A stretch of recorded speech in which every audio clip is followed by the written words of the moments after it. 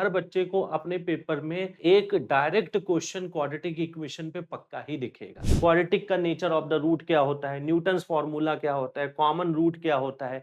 यहाँ से x कितना होगा, x will be equal to log of 8 base पे 12। कुछ कुछ एरियाज है जहां पे बच्चों को फोकस करना है, बच्चे वहां पे फोकस नहीं करते हैं। मॉड को डिस्ट्रीब्यूट तुम तभी कर सकते हो जब इनका इनका जो क्या हाल चाल है बच्चे लोग। I hope all of you are doing absolutely fantastic. तो सभी बच्चों का बहुत बहुत स्वागत है आज के सेशन में।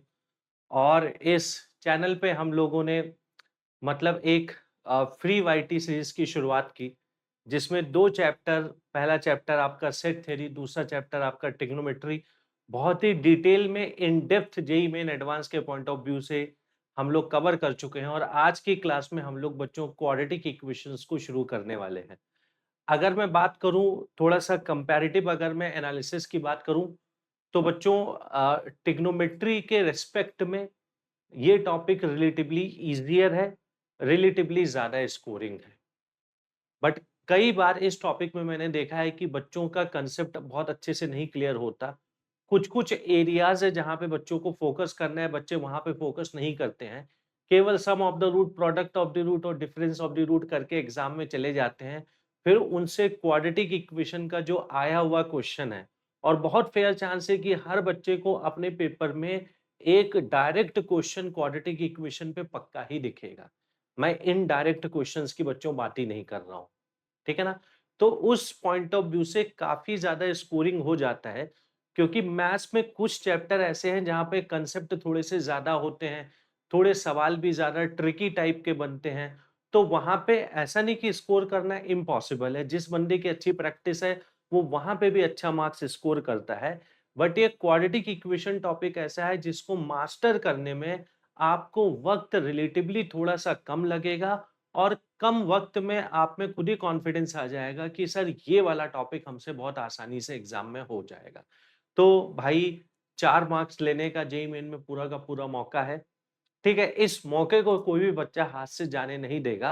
और बढ़िया चैप्टर है, आपको कहीं पे भी ऐसा कुछ नहीं फील होगा कि सर बहुत ज्यादा डिफिकल्ट आ गया, या कुछ बहुत ऐसी चीज आ गई जो सीखने में हमें या फिर प्रैक्टिस करने में बहुत ज्यादा हमें टाइम लगेगा। तो काफी बेहतरीन सा चैप्टर है। और आप ही लोगों की डिमांड पे ये जो अपना चैनल है, इस चैनल पे हम लोग फ्री वाईटी की सीरीज लेके चले आए हुए हैं। और बच्चे अभी से नहीं, मतलब काफी टाइम से डिमांड कर रहे थे। बट चलो ठीक है, बच्चों की डिमांड इतनी ज्यादा हो गई कि हमें इस वाईटी सीरीज को लॉन्च करना ही पड़ गया। और दो टॉपिक जैसा कि बताया मैथमेटिक्स में हो चुके हैं। इस वाले वीक में क्वाड्रेटिक इक्वेशन आपका पूरी तरीके से कंप्लीट हो जाएगा, बहुत ही अच्छे लेवल पे कंप्लीट हो जाएगा। और मैं बच्चों को यही बताऊंगा कि जिन बच्चों ने अभी तक इसके वेदांतु के ऐप में नहीं इनरोल किया है, एक बार बच्चा पक्का वेदांतु के ऐप में इनरोल कर लेना।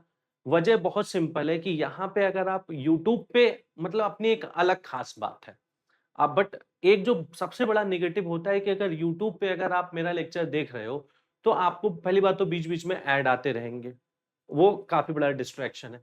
दूसरी बात, फालतू के वीडियोस के सजेशन आते रहेंगे। आपको क्वाड्रेटिक इक्वेशन पढ़ना है, कोई बढ़िया सी कॉमेडी वीडियो का सजेशन आ रहा है, कि किसी बढ़िया से डांस नंबर को देखने का सजेशन आ रहा है। तो अगर ऐसा सजेशन किसी के पास आता है तो किसी का भी जो कंसंट्रेशन थोड़ा सा ब्रेक हो जाता है, नेचुरल सी बात है। तो अगर आप वेदांतु के ऐप पे इस क्लास को करते हो तो पहली बात तो ये सारे जो डिस्ट्रैक्शंस हैं वो जीरो हो जाएंगे, पहली बात। और बेटा सेकंड नंबर पे जो उससे ज्यादा जरूरी बात है कि क्लास को करते वक्त अगर आपको मान लो कोई डाउट आता है, तो आप डाउट कैसे पूछोगे। तो वेदांतु के ऐप पे क्लास करने से फायदा क्या होगा कि बेटा वो एआई इनेबल्ड ऐप होता है।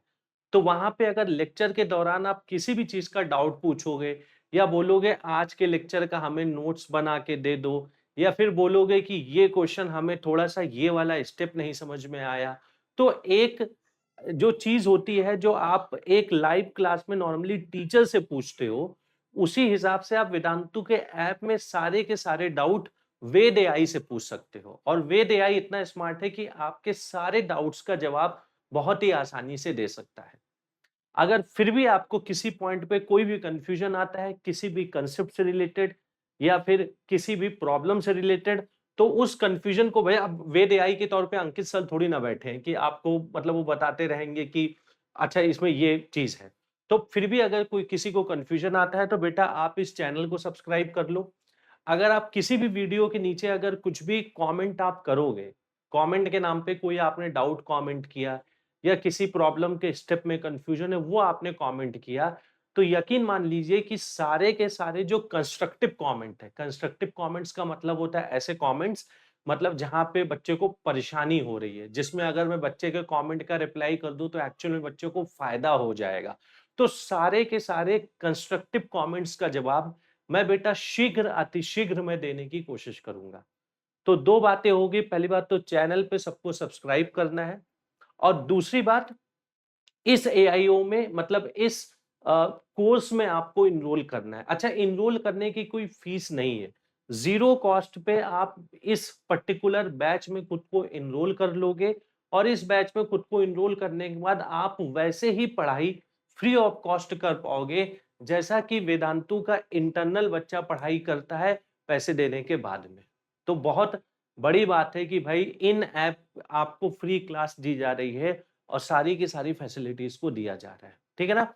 तो इसमें इनरोल करना है और चैनल पे पक्का सब्सक्राइब रहना है क्योंकि बेटा बीच बीच में कुछ कुछ चीजें मैं ऐसी लाता रहता हूं जो मुझे लगता है कि मतलब जेई में बहुत ज्यादा इंपॉर्टेंट है और आज के टाइम पे इसका ट्रेंड चल रहा है, बच्चों को ये आना ही चाहिए। तो अगर ऐसा चैनल पे अगर आप नहीं सब्सक्राइब रहोगे तो ऑब्वियस सी बात है मैं जो भी अच्छी चीजें आपके लिए लाऊंगा वो अच्छी चीजों में से कुछ चीजें हो सकता है आपसे मिस हो जाए, ठीक है ना। क्वाड्रेटिक इक्वेशन को बेटा हम लोग पूरे डिटेल में करने वाले हैं। मिनिमम एक क्वेश्चन तो पेपर में आना ही आना है, जो डायरेक्ट क्वेश्चन होगा। इनडायरेक्टली तो भाई हो सकता है दो तीन सवालों में भी यूज हो जाए क्योंकि कई बार कंसेप्ट की मिक्सिंग होती है। और ये सारे के सारे कंसेप्ट हम लोग करने वाले हैं कि इंट्रोडक्शन क्या है, क्वाड्रेटिक इक्वेशन को सॉल्व कैसे करना होता है, रूट्स और कोफिशिएंट में रिलेशन क्या होता है। इसी में हम लोग बेटा cubic equation, by quadratic equation की बात करेंगे। क्वाड्रेटिक का नेचर ऑफ द रूट क्या होता है, न्यूटन्स फॉर्मूला क्या होता है, कॉमन रूट क्या होता है, क्वाड्रेटिक के ग्राफ से रिलेटेड क्या क्या इंपॉर्टेंट बातें होती हैं और उसके अलावा जो लास्ट टॉपिक आता है लोकेशन ऑफ द रूट्स। इन सारी चीजों को डिटेल में ये टोटल बेटा आपका जेई मेन और एडवांस का मिला के सिलेबस है। इन सारे के सारे टॉपिक को हम लोग क्लास में कवर करने वाले हैं। अब सबसे पहले मैं सबसे इंटरेस्टिंग बात तो मैं बताता हूँ। जैसे क्वाड्रेटिक इक्वेशन बच्चों को पता है आमतौर पे कि सर अगर ऐसा टाइप का कोई इक्वेशन लिखा है a x square plus b x plus c is equal to zero, जहां पे ऑब्वियस सी बात है बेटा ए की वैल्यू जीरो के बराबर नहीं हो सकती। अगर ये ए जीरो हो जाएगा तब तो ये क्वाड्रेटिक इक्वेशन ही नहीं बचेगा, हाँ या ना। उसके अलावा बच्चा जो एबीसी होना चाहिए वो कोई ना कोई रियल नंबर को बिलोंग करना चाहिए। इसको हम लोग क्वाड्रेटिक इक्वेशन बोलते हैं। और इस क्वाड्रेटिक इक्वेशन के सॉल्यूशन या रूट का मतलब क्या होता है, एक्स की वो वैल्यू जिसपे ये पॉलिनोमियल जीरो हो जाए। जैसे अगर यहाँ पे मुझे आपसे क्वाड्रेटिक पॉलिनोमियल बोलना होता तो क्वाड्रेटिक पॉलिनोमियल हो जाता है a x square plus b x plus c, quadratic polynomial हो जाता। ये क्वाड्रेटिक पॉलिनोमियल लिखा है। अब आपको पता लग रहा है कि ये क्वाड्रेटिक पॉलिनोमियल x की अलग अलग वैल्यूज पे डिफरेंट डिफरेंट वैल्यूज को देगा, बट x की ऐसी कोई वैल्यू जिसपे ये पॉलिनोमियल जीरो वैल्यू दे दे वो इस पॉलिनोमियल का रूट कहलाता है, या तो उसी x की वैल्यू को आप इस क्वाड्रेटिक इक्वेशन का सॉल्यूशन बोलते हो। तो हमें बात क्या समझ में आती है कि value of x, value of x eight विच ये px जीरो हो जाए इज, उसको क्या बोलते हो, उसी चीज को आप रूट बोलते हो, जीरोस बोलते हो ऑफ px। समझे ना। x की वो वैल्यू जिसमें पॉलिनोमियल की वैल्यू जीरो हो जाती है उसी को आप क्वाड्रेटिक पॉलिनोमियल का रूट या जीरोस बोलते हो, या फिर दूसरे शब्दों में the same thing is called the solution of a x square plus b x plus c is equal to zero. आप क्या बोलोगे, the same thing, the same value of x is solution of a x square plus b x plus c is equal to zero. मतलब जैसे एक छोटा सा example जिससे कि कंसेप्ट क्लियर हो जाए। अब जैसे कहने का मतलब वही है कि मान लो मैंने बोला एक मैंने क्वाड्रेटिक इक्वेशन ऐसा हमने कुछ लिख दिया, मैंने बोला इसका सॉल्यूशन निकाल दो, तो सॉल्यूशन निकालने के लिए आप भाई स्प्लिटिंग द मिडल टर्म से इसको फैक्टराइज करके आप बोलोगे इसका सॉल्यूशन सर 1 एंड 2 आ रहा है, तो 1 एंड 2 इसका सॉल्यूशन है, या फिर ऐसा बोलो कि x is equal to 1 and x is equal to 2 is the root of this quadratic equation, दोनों बातें सेम है। उसी चीज को आप लोग क्या बोल सकते हो कि अगर px इज इक्वल टू आपका लिखा है ax square minus 3x plus 2, अब ये क्वाड्रेटिक पॉलिनोमियल हो गया। अब देखो ना बेटा, इस पॉलिनोमियल की देखो 1 पे वैल्यू क्या आ रही है, 1 डालोगे तो बनेगा 1 माइनस 3 प्लस 2 जो कि 0 के बराबर आ रहा है। इसी पॉलिनोमियल की देखो 2 पे वैल्यू क्या आ रही है, 2 डालो तो बनेगा 4 माइनस 6 प्लस 2 जो कि अगेन 0 के बराबर आ रहा है। तो बेटा x is equal to 1 and x is equal to 2 ऐसे दो नंबर्स हैं जहां पे ये पॉलिनोमियल की वैल्यू 0 आ रही, इन्हीं दो नंबर्स को हम बोलेंगे इस पॉलिनोमियल का रूट है या जीरोस है। अब आमतौर पे रूट या जीरोस को निकालने के लिए आप स्प्लिटिंग द मिडल टर्म वाला कंसेप्ट लगाते हो आमतौर पे, बट कई सारे, अब ये कई बार ऐसा होता है कि रूट होता है but splitting the middle term से वो रूट आ नहीं पाता है, क्योंकि स्प्लिटिंग द मिडल टर्म आमतौर पे उन्हीं केसेस में ज्यादा इजी होता है जब इसका रूट कोई रैशनल नंबर आ रहा हो। तो इसी चीज को, रूट को निकालने का एक दूसरा भी मेथड होता था, वो दूसरे मेथड को हम लोग बेटा श्रीधराचार्य फॉर्मूला बोलते थे। हम बोलते थे कि अगर ये polynomial ax square plus bx plus c is equal to 0 आपका लिखा हुआ है, तो इसके रूट का फॉर्मूला होता है minus b plus under root of b square minus 4ac upon 2a, और minus b minus of under root of b square minus 4ac upon 2a, जो कि आपने बचपन में भी पढ़ा था भाई। 9th 10th क्लास में हम पढ़ते थे कि क्वेश्चन आता था कि इस क्वाड्रेटिक इक्वेशन को सॉल्व कर दो यूजिंग द फॉर्मूला मेथड। तो फॉर्मूला मेथड का मतलब ये जो रूट का फॉर्मूला था alpha beta minus b plus minus under root of b square minus 4ac upon 2a, ये रूट का फॉर्मूला बच्चों आपको लगाना होता था। बात समझ में आती है? अब देखो हुआ क्या, जेई में क्वाड्रेटिक इक्वेशन में अगर बहुत मैं मोटा मोटा तौर पे बोलूं, तो मोटा मोटा तौर पे मतलब 4 टाइप का सवाल बहुत रिपीटिशन में आता है। पहला वो सवाल होगा जहां पे सिंपली आपसे क्वाड्रेटिक इक्वेशन को सॉल्व कराएगा, ये सबसे इजी सवाल होता है और ये बहुत कॉमन तौर पे आता है। 2026 25 24 तुम कोई पेपर निकाल के देख लो, उसमें तुम्हें क्वाड्रेटिक इक्वेशन को सॉल्व करने का सवाल देता है, थोड़ा सा घुमा के देता है। ये वाला सवाल की बच्चा बिल्कुल प्रैक्टिस नहीं करता, क्वाड्रेटिक शुरू हुआ नहीं कि sum of the root product of the root बताओ हमें, और ऐसे वाले सवाल को मिस कर जाता है। हम इस वाले क्लास में ये काम नहीं करने वाले। हम पहले क्वाड्रेटिक इक्वेशन को सॉल्व करना सीखेंगे कि अगर घुमावदार क्वाड्रेटिक इक्वेशन है तो उसको सॉल्व कैसे करना होता है, ये खत्म होने, और इस पे सवाल आते हैं एग्जाम में। इसके बाद में वही जो तुम्हें सम डिफरेंस प्रोडक्ट के फॉर्मूले पे भी सवाल आते हैं, बात समझ में आती। इसके अलावा कुछ सवाल आपको basically location of the roots और ग्राफ से रिलेटेड भी मिलते हैं। तो सारा कुछ हम कवर करने वाले हैं। तो पहला टॉपिक हम लोग बहुत इजी लेवल का कवर करने वाले हैं। हमें क्वाड्रेटिक को सॉल्व करने का आमतौर पे दो चीज पता है भाई, या तो हम स्प्लिटिंग द मिडल टर्म के को स्प्लिटिंग द मिडल टर्म करके क्वाड्रेटिक को सॉल्व कर लेंगे, या फिर हम क्या करेंगे फॉर्मूला मेथड से रूट को निकाल लेंगे। इसकी क्या उपयोगिता है, we will learn about it before we move forward to anything else. अब बेटा एग्जाम में जो तुम्हारे क्वाड्रेटिक आता है, अब डायरेक्ट वो 9th और 10th वाला सवाल नहीं आता है क्वाड्रेटिक का रूट बता दो।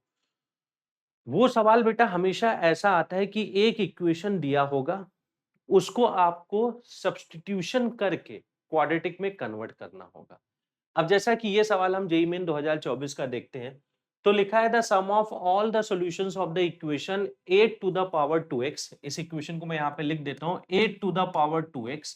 ध्यानपूर्वक देखिएगा, माइनस ऑफ 16, ये 8 टू द पावर x लिखा है, minus of 16 into 8 to the power x, और प्लस में आपका लिखा है 48 इज इक्वल टू 0।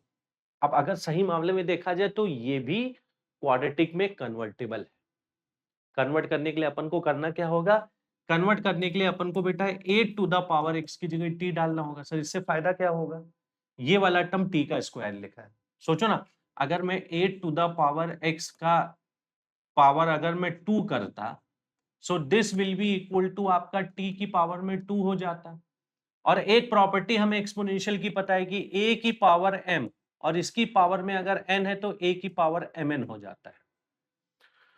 तो 8 की पावर में x है, पावर में 2 है, मतलब ये इवेंचुअली हो जाएगा 8 टू द पावर 2x की वैल्यू t स्क्वायर के बराबर आ जाएगी। तो अगर ये सब्स्टिट्यूशन अगर हम लोग बच्चे यहाँ पे करते हैं तो ये वाला पहला वाला टर्म क्या बन जाएगा, पहला वाला टर्म आपका बन जाएगा t का स्क्वायर, अगला वाला टर्म बन जाएगा -16 टाइम्स t प्लस में आपका बन जाएगा 48 इज इक्वल टू 0। अब बिल्कुल सही बात है कि सर ये तो मतलब 9th क्लास का सवाल है, बिल्कुल सही बात है। इसको जब हम लोग फैक्टराइज करेंगे, अब मैं फालतू में उसमें टाइम नहीं वेस्ट कर रहा हूँ स्प्लिटिंग द मिडल टर्म में, तो आप चाहे खुद से फैक्टराइज करके देख लेना। t - 4 into t - 12 is equal to 0 आ जाएगा, मतलब t की वैल्यू बेटा 4 एंड 12 दोनों के बराबर आ रही है।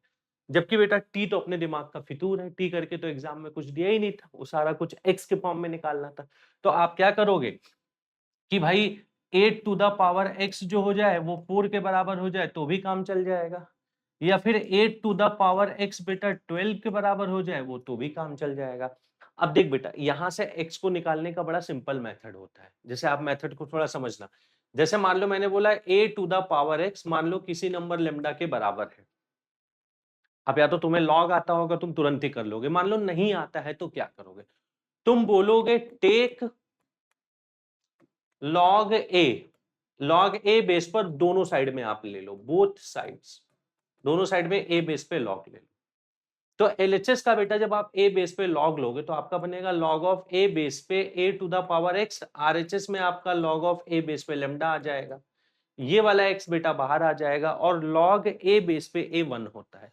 तो यहां से एक्स की वैल्यू क्या आ रही है, यहां से एक्स की वैल्यू आ रही है लॉग ऑफ ए बेस पे लेमडा। अब इसी आधार पे हम इन दोनों चीजों को बच्चा हम लोग सॉल्व कर सकते हैं। भाई 8 टू द पावर x अगर 4 के बराबर है तो यहां से x कितना होगा, x will be equal to log of 8 base पे 4, यहां से x कितना होगा, x will be equal to log of 8 base पे 12। अब सवाल में देखो पूछा क्या गया था, the sum of all the solutions. एक रूट बेटा ये वाला नंबर आ गया, दूसरा रूट ये वाला नंबर आ गया।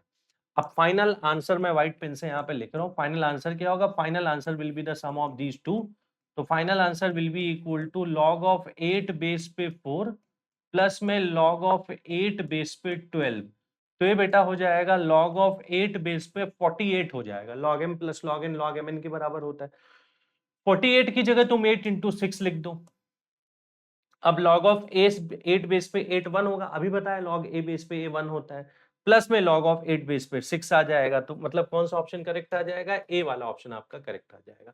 तो ये भी देखो, अगर बेसिकली देखा जाए तो ये 9th क्लास का सवाल था, बट कुछ सब्स्टिट्यूशन को करने के बाद ये वाली चीज क्वाड्रेटिक में कन्वर्ट होती है, समझे ना। तो क्वाड्रेटिक इक्वेशन टॉपिक अगर हम पढ़ रहे हैं और कुछ सब्स्टिट्यूशन करने के बाद अगर हम क्वाड्रेटिक इक्वेशन को नहीं सॉल्व कर पा रहे हैं तो आगे पढ़ना ही बेकार है। मतलब क्वाड्रेटिक इक्वेशन पढ़ लो, तुम्हें क्वाड्रेटिक इक्वेशन सॉल्व करना नहीं आ रहा है, दुनिया भर की पूरी कहानी तुम्हें आ रही है, तो क्या मतलब बनता है, मतलब एग्जामिनर गलत थोड़ी ना कर रहा है। अरे नहीं नहीं भाई, तुम्हारा नेट नहीं खराब हुआ है तो कैसी चल रही है पढ़ाई, मजा आ रहा है। देखो अक्सर प्रिपरेशन की दिशा जब नहीं पता हो, एक मिनट नालायक, वो वाली दिशा नहीं, ये वाली दिशा, डायरेक्शन। जब प्रिपरेशन की दिशा नहीं पता हो तो अक्सर नींद आती है, उबासियां आती हैं, समझ नहीं आता कि कर क्या रहे हैं और क्यों कर रहे हैं। और इसीलिए मैं बच्चों के लिए हमेशा कुछ ऐसा करने की कोशिश करता हूं जिससे उन्हें उनका लक्ष्य दिखता रहे। एकलव्य टेस्ट सीरीज इसी कोशिश की एक पहल है। एकलव्य टेस्ट सीरीज में मैंने अपने सालों के तजुर्बे से पूरे रिसर्च करके ऐसे टेस्ट पेपर्स बनाए हैं जिससे कि बच्चे को हर वक्त ये पता चलता रहे कि वो कितने पानी में है और अपने लक्ष्य के कितने करीब है। पहले आप जैसे जैसे टॉपिक पढ़ेंगे इसमें टॉपिक वाइज टेस्ट दे सकते हैं, उसके बाद टॉपिक खत्म हो जाने के बाद चैप्टर वाइज टेस्ट, चैप्टर खत्म हो जाने के बाद सब्जेक्ट वाइज टेस्ट और सारे सब्जेक्ट्स खत्म हो जाने के बाद फुल लेंथ मॉक टेस्ट। बीच बीच में छोटे छोटे यूनिट टेस्ट भी रहेंगे जो 2-3 चैप्टर्स को मिलाकर पूछे जाएंगे। तो ये सारी मशक्कत क्यों कर रहा हूं मैं, इसलिए कर रहा हूं भाई कि आपकी दिशा सही रहे, वो वाली नहीं ये वाली। और इस दिशा में आपको हर वक्त ये पता चलता रहे कि आपकी तैयारी सही हो रही है या नहीं और किस दिशा में आपको और मेहनत करने की जरूरत है, क्योंकि इस टेस्ट सीरीज में आपको बड़े डिटेल्ड रिपोर्ट्स मिलते हैं कि आप कहां कमजोर हैं, कहां मेहनत और करनी है, और ऐसे ही हजारों चीजें जिससे कि आप अपने आप को बेहतर बना पाएंगे। तो भाई एकलव्य टेस्ट सीरीज लगाते चलिए और हरि के गुण नहीं हर्ष बाबा के गुण गाते चलिए। हाँ जी, चलिए आगे बढ़ते हैं। वो चीजों को ऐसे पूछ रहा है, सही कर रहा है। अब जैसे जेईई मेन 2025 का देख लो, पहले 24 दिखा, अब मैं तुम्हें 25 दिखा रहा हूँ। इसमें बेटा सेम लॉजिक है, हालांकि सब्स्टिट्यूशन थोड़ा सा यहाँ पे हमें लगता है आसान है। कैसे आसान है? देखो, एक बेटा आपको x वाला टर्म दिख रहा है, एक रूट x वाला टर्म दिख रहा है, दो ही टर्म दिख रहा है ना। तो लॉजिकल सी बात है, यहाँ पे आप लोग क्या करोगे, यहाँ पे बोलोगे सर हम रूट x की जगह मैं t डाल देता हूँ। रूट एक्स की जगह जब आपने टी डाला, स्क्वायरिंग किया, तो x इज इक्वल टू कितना हो जाएगा, t का स्क्वायर हो जाएगा। इसके बेटा हमें नंबर ऑफ सॉल्यूशंस को बताना था। हम नंबर ऑफ सॉल्यूशंस पे फोकस करते हैं। पहला वाला क्या लिखा है? पहला वाला इक्वेशन आपका लिखा है 9 upon T square minus 9 upon T plus में 2, ये पहला वाला इक्वेशन लिखा है। दूसरा इक्वेशन भी लिख लेते हैं। दूसरा वाला इक्वेशन लिखा है 2 upon T square minus 7 upon T plus में 3 दैट इज इक्वल टू 0। ठीक है ना। यहां पे एलसीएम लेते हैं, टी स्क्वायर नीचे आएगा, उसको इधर क्रॉस मल्टीप्लाई करेंगे, टी स्क्वायर गायब हो जाएगा। यहां पे एलसीएम लोगे, टी स्क्वायर नीचे आएगा, क्रॉस मल्टीप्लाई करोगे, गायब हो जाएगा। तो अल्टीमेटली यहां पे बनेगा क्या? यहां पे भाई अगर हम टी स्क्वायर एलसीएम लेते हैं तो ये वाला टर्म हो जाएगा 2t स्क्वायर, ये वाला टर्म हो जाएगा माइनस ऑफ 90 और प्लस में 9 हो जाएगा। यस और नो? ये पहला वाला आ गया क्वाड्रेटिक। दूसरे क्वाड्रेटिक की बात करते हैं। दूसरे में अगेन टी स्क्वायर एलसीएम लिया था तो ये 3 हो जाएगा, 3t square minus 7 upon T हो जाएगा माइनस 7t, और ये हो जाएगा प्लस 2 इज इक्वल टू 0। ठीक है ना। अब बेटा थोड़ा सा आप लोग केयरफुल रहना, इस वाले क्वाड्रेटिक का रूट हमें देखना है। अब भाई स्प्लिटिंग द मिडल टर्म करके भी इसका रूट हम लोग निकाल सकते हैं, बहुत इजी सा क्वाड्रेटिक दिया हुआ है, हाँ या ना भाई। 9 इंटू 2 18 आना चाहिए और 9 आना चाहिए, मतलब 6 और 3 में ब्रेक होगा।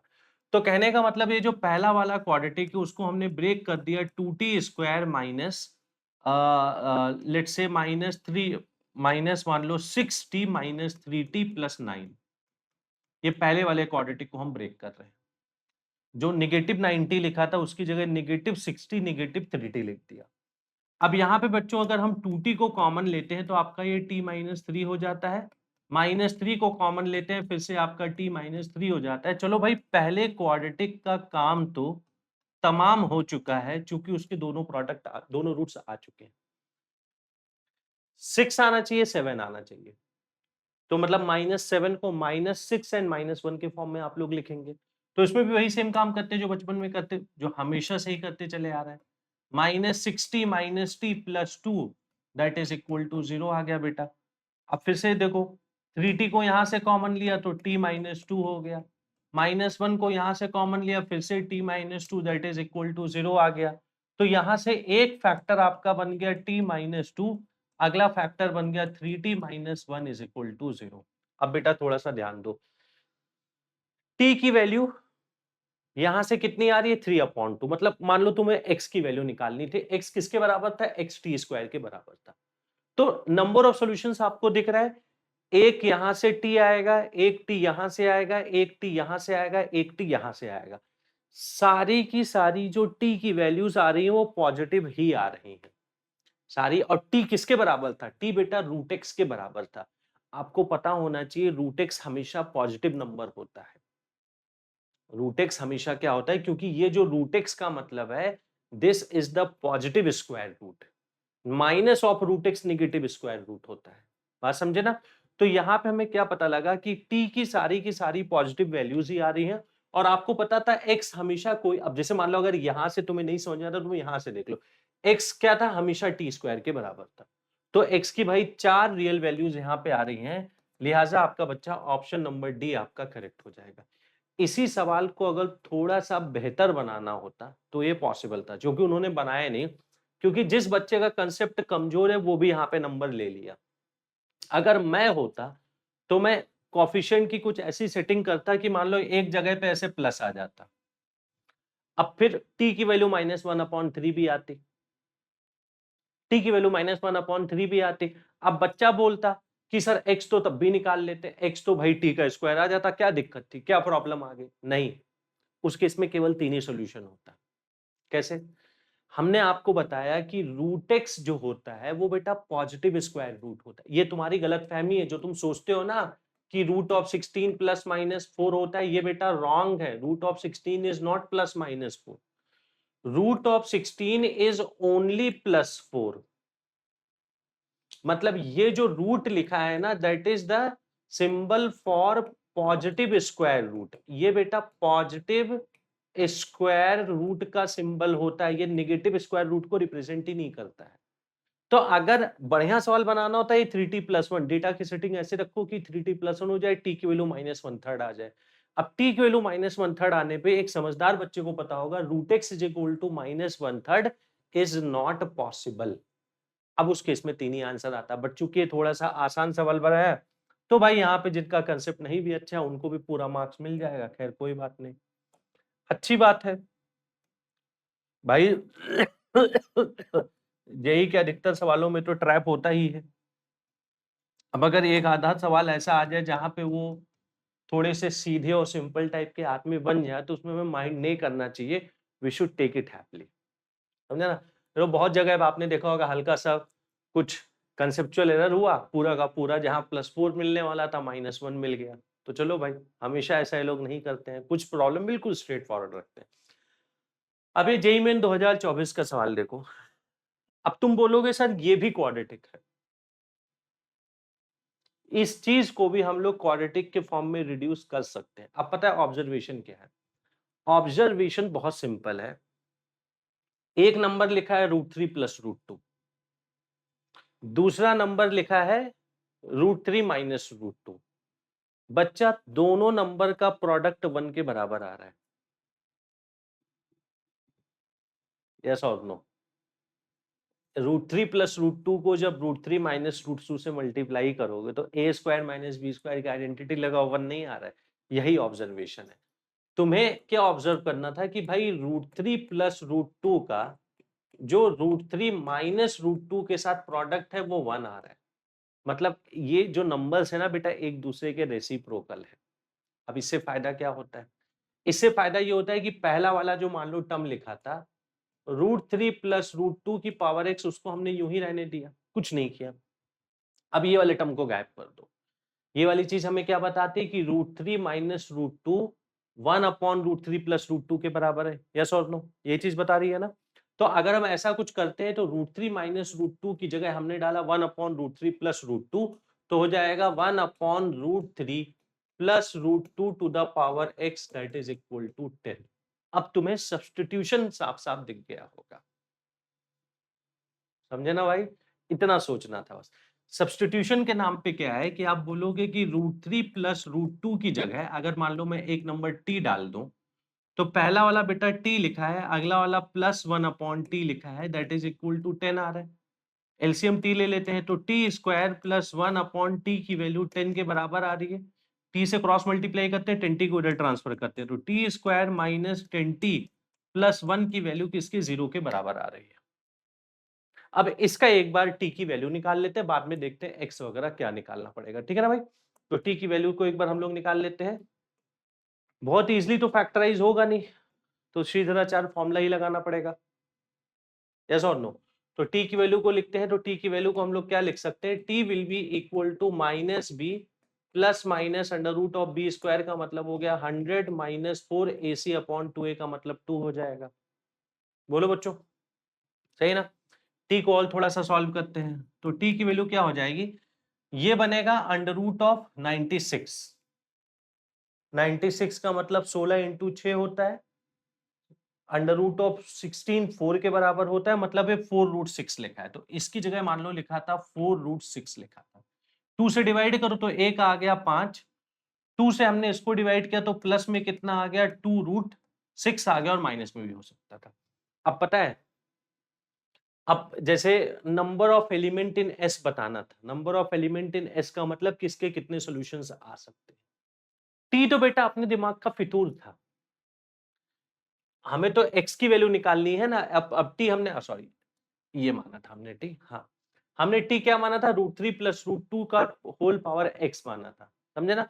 तो हमने क्या बोला कि भाई √3 प्लस √2 का जो होल पावर x हो जाए, वो यहाँ पे लिखा है कि 5 प्लस माइनस 2√6 के बराबर हो जाए। अब बच्चा थोड़ा सा ऑब्जर्व करना, ये 5 प्लस माइनस 2√6 क्या बहुत अच्छा नंबर है? जवाब है बहुत अच्छा नंबर है। कैसे अच्छा नंबर है? अब एक बात बताना, मैंने आपसे बोला कि √3 प्लस √2 का होल स्क्वायर कितना होगा, तो आपका जवाब क्या आएगा? ए स्क्वायर 3 होगा, बी स्क्वायर 2 होगा, 3 और 2 5 हो जाएगा। ट्वाइस एबी वाला टर्म आपका 2√6 हो जाएगा। यस और नो? यही बात है कि नहीं बात है?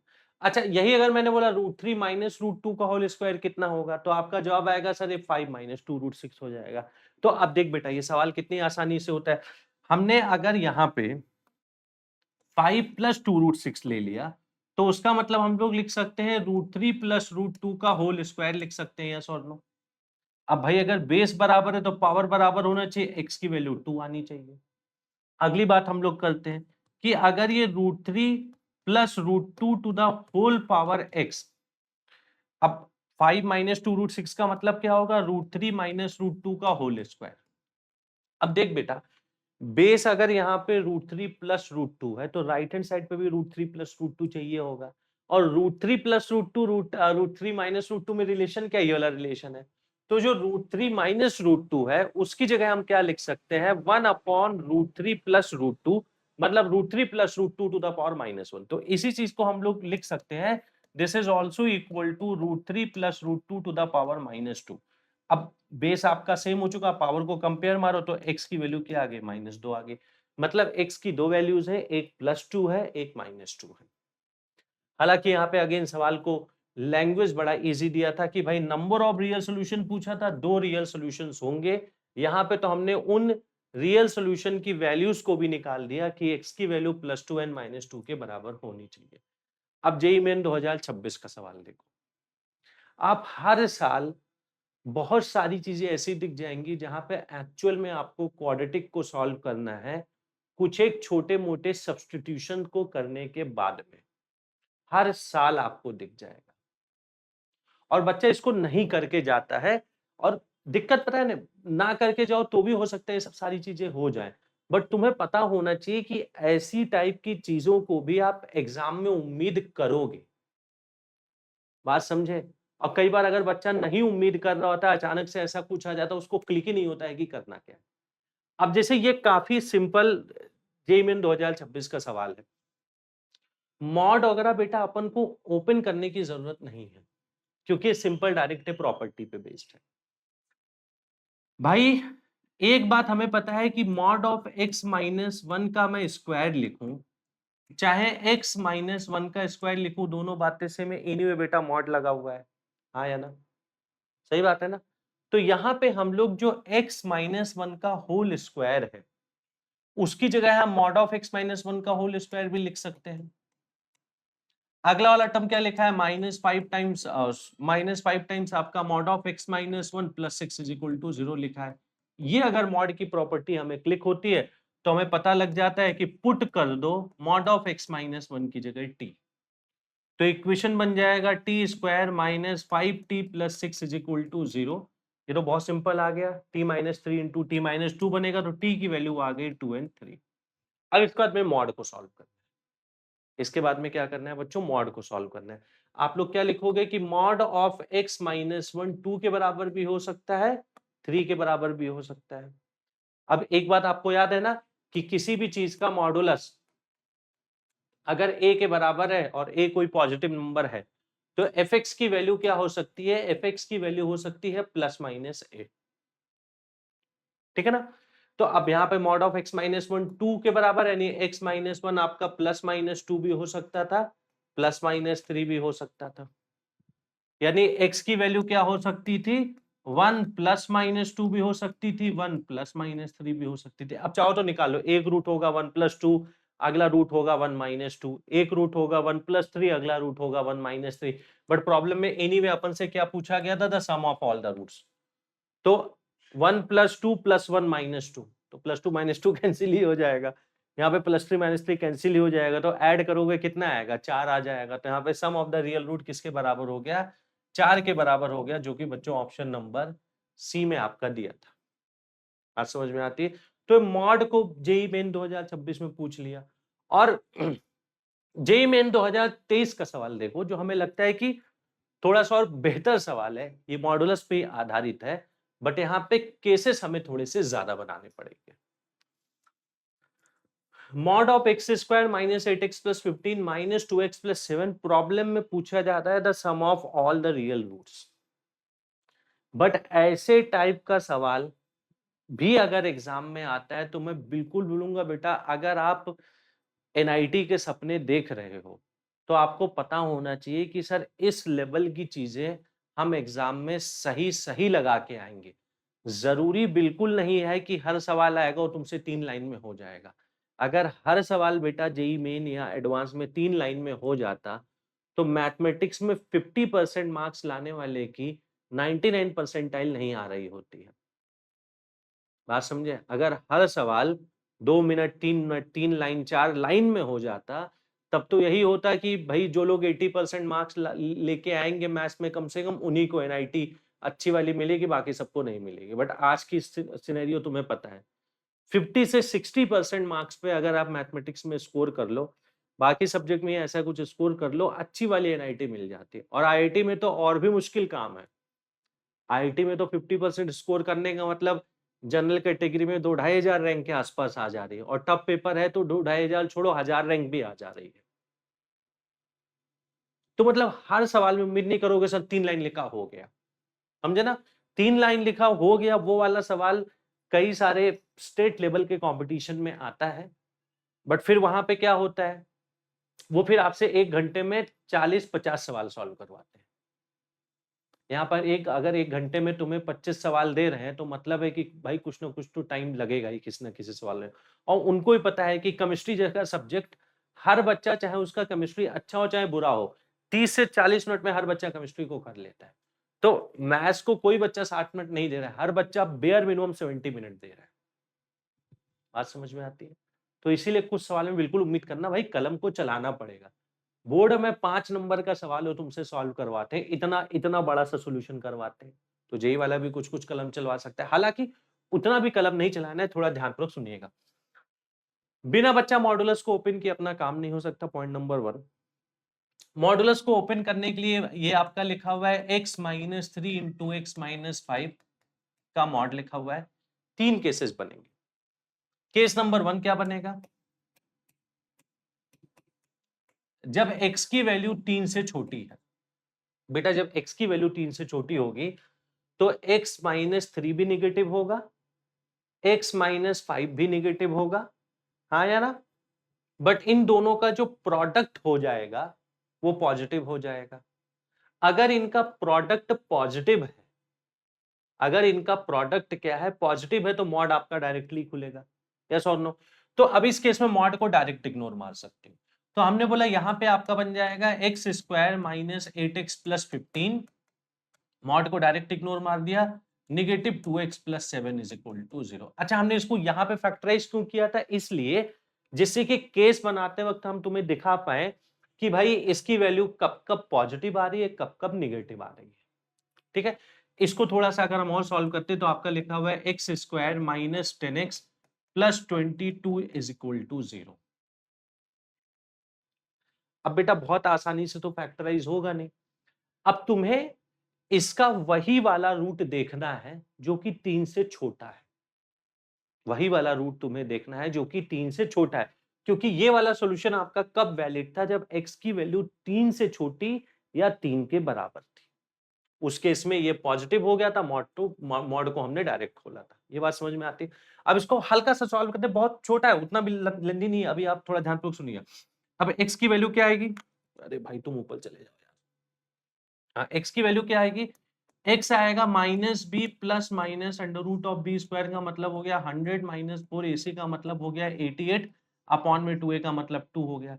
मतलब x की जो वैल्यू आ रही है 5 प्लस माइनस 2 से डिवाइड कर रहे हैं, अंडर रूट ऑफ 12 का मतलब बेटा 2√3 होता है, तो हमने बोला 2√3 आ रही है। अब तुम थोड़ा सा और अच्छा 2 से डिवाइड भी तो कर रहे थे भाई, तो 5 यानी अब एक मैं रफली इसकी वैल्यू लिख लेता हूँ, तुम्हें समझाने में भी आसानी होगी थोड़ा सा।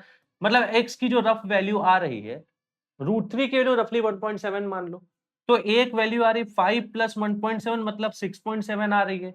एक वैल्यू आ रही 5 माइनस 1.7 मतलब 3.3 आ रही है। अब एक बात बता बेटा, 5 माइनस 1.7, हाँ एक बात बता, ये वाला केस आपका तब, इस वाले केस में हम उसी रूट की तलाश कर रहे थे जो कि 3 से छोटे थे। क्या 3 से छोटा आपको कोई रूट दिख रहा है? सर 3 से छोटा कोई भी रूट हमें नहीं दिख रहा है, तो इस वाले केस के corresponding there will be no solution. एक यहां पे थोड़ा सा दिमाग और लगाते हैं। अगर मैं मान लो सॉल्व करता कि x ग्रेटर देन और इक्वल टू 5 है, तो बेटा सेम सॉल्यूशन जाता। क्यों भाई? अगर x 5 से बड़ा है बच्चा, तो x माइनस 5 भी पॉजिटिव नंबर होगा, x माइनस 3 भी पॉजिटिव नंबर होगा। भाई x जब 3 से छोटा था तो दोनों के दोनों निगेटिव थे, उनका प्रोडक्ट पॉजिटिव हो गया था। अब अगर x 5 से बड़ा है तो दोनों के दोनों पॉजिटिव है, उनका प्रोडक्ट पॉजिटिव होगा। मतलब मॉड डायरेक्ट खुलेगा, सॉल्यूशन बिल्कुल ऐसा ही जाएगा। अब फालतू मुझसे केस बना के इसी चीज को दोबारा थोड़ी ना लिखेंगे। तो मतलब अब अगर इस वाले केस का देखते हैं, क्या कोई ऐसा रूट है जो 5 से बड़ा या 5 के बराबर है? तो जवाब आता है बिल्कुल सर, ये जो जिस रूट की रफली वैल्यू 6.7 थी। हाँ या ना? तो हमें क्लिक हो गया कि इस वाले केस में एक सॉल्यूशन आ रहा है, और उस सॉल्यूशन का नाम क्या है? x इज इक्वल टू, जो भाई 5 से बड़ा वाला, 5 से बड़ा वाला 6.7 मतलब x is equal to 5 plus √3। तो भाई दो केसेस को हमने सॉल्व कर लिया। हमने बोला x जब 3 से बड़ा था, this equation will not have any solution. x जब 5 से बड़ा है, this equation will have one solution, that solution will be 5 plus √3।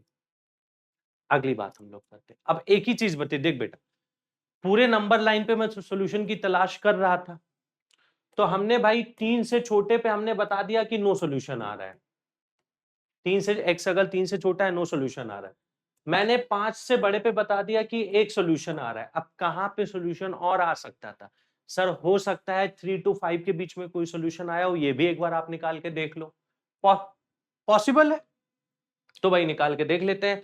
तो इसमें बेटा हम लोग लास्ट वाला केस कौन सा लेते हैं? हमने बोला यदि x की वैल्यू 3 से लेकर के 5 के बीच में, मतलब 3 से बड़ी है बट 5 से छोटी। अब बेटा x यदि 3 से बड़ा है तो x माइनस 3 पॉजिटिव होगा, x आपका 5 से छोटा है, इसका मतलब x माइनस 5 आपका निगेटिव होगा। पॉजिटिव इंटू निगेटिव का प्रोडक्ट बेटा निगेटिव हो जाएगा। निगेटिव नंबर का मॉड निकालने के लिए उसको -1 से मल्टीप्लाई करते हो। जैसे अगर -7 का आपको मॉड निकालना था, तो इसी -7 को आप क्या करते हो? -1 से मल्टीप्लाई कर देते हो। बात समझे?